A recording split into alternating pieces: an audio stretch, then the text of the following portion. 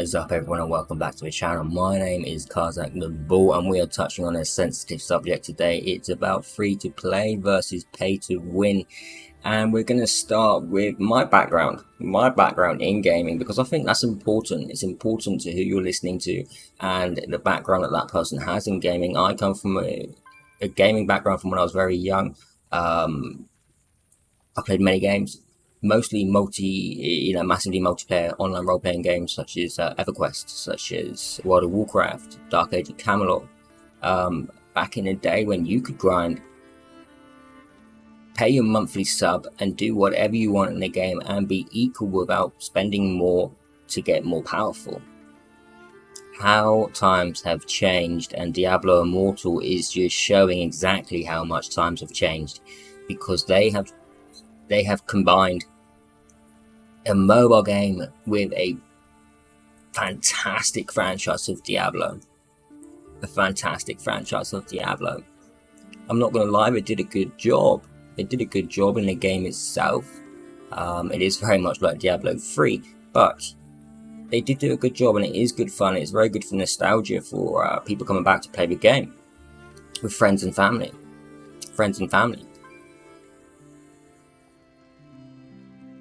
But the fact is, we're talking about free to play versus pay to win here.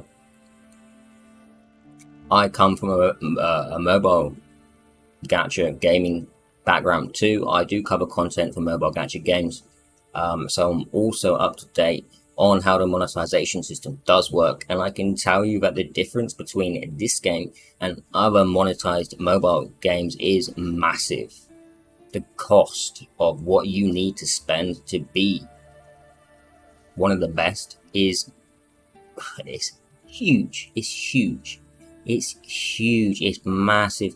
In other games you could spend let's say 1,000, okay, let's say 1,000, and that would be enough to make you one of the strongest if you dropped 1,000.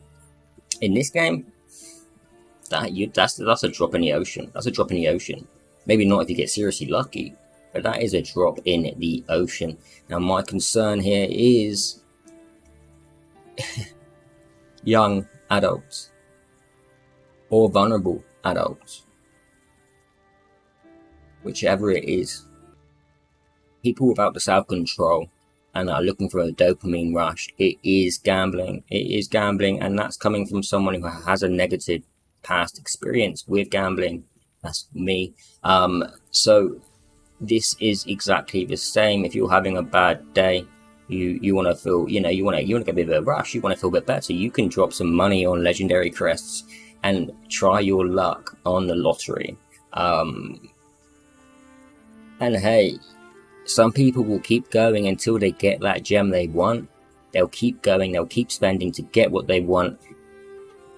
Let's talk about Quin. Let's talk about Quin quickly. $21,000. Didn't get a 5 out of 5. Didn't get it. That's $21,000. Now, okay, I don't know what Quin's financial system, how he is, but to anyone, that's not just a drop in, that's a lot of money. I respect Quin for actually doing that, to show the community, to show his following, to show people that it's not achievable. You can't just drop money to get what you want. Well, you can, but you're going to have to spend a lot more than 21k. Maybe. You may have to go up to 50. Who knows? Even then, you may not get one. Let's talk about player versus environment. You can enjoy this game. Player versus environment. With your friends, with your family. For that nostalgic reason, whatever you're playing Diablo for. I first came back to this game because I played Diablo 1, I played Diablo 2, and I played Diablo 3, and I wanted to experience it with my friends, my community, and we are having a lot of fun. We are, but I have got some people coming to me going, I can't play this game anymore. It's costing me too much money. I can't keep up. And that's not PvE, that's because of PvP, because they're going into the battleground, and they're getting destroyed once they start going up higher up the bracket.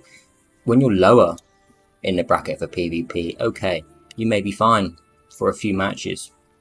But once you get a bit higher and you're starting to get matched with people that have spent money, that's when you start to see the difference. You cannot compete. Now, I have spent some money on this game, okay? I have spent some money on this game, and within limit, within reason. Not a huge amount. Not a huge amount by any means. What I would normally spend on a mobile game. Now, I am nowhere even near the level to compete with the likes of some people. I got destroyed in the battleground last night. There was a barbarian, literally 5 of us on this one barbarian. We did kill him, but geez, he killed 3 of us. I did check his gear after. He did have very good gear, he did have very good gems, but I can't imagine he spent 20,000 or plus. We look at Mega Shield, who has spent a lot of money on the game, and we've seen his inventory, we've seen his gems. It was no comparison to that, so I can just imagine how much he is destroying in the battleground. If we look at the Shadow Wars, another big feature on this game because of the Immortals. Our Immortals are based on combat rating, so we need a strong clan leader. And that requires you to spend a lot of money, or a reasonable amount of money, depending on where you want to be. It depends what communities you're in touch with. The fact is, again, it's a combat rating scale system where if you've got great gems, your resonance is going to be much better, which means you have a much higher rating than the other player. It's not like it used to be, guys. It's not like it used to be where it was, where stats was close together because it was an equal playing field. We can now pay with our credit card in a game such as this.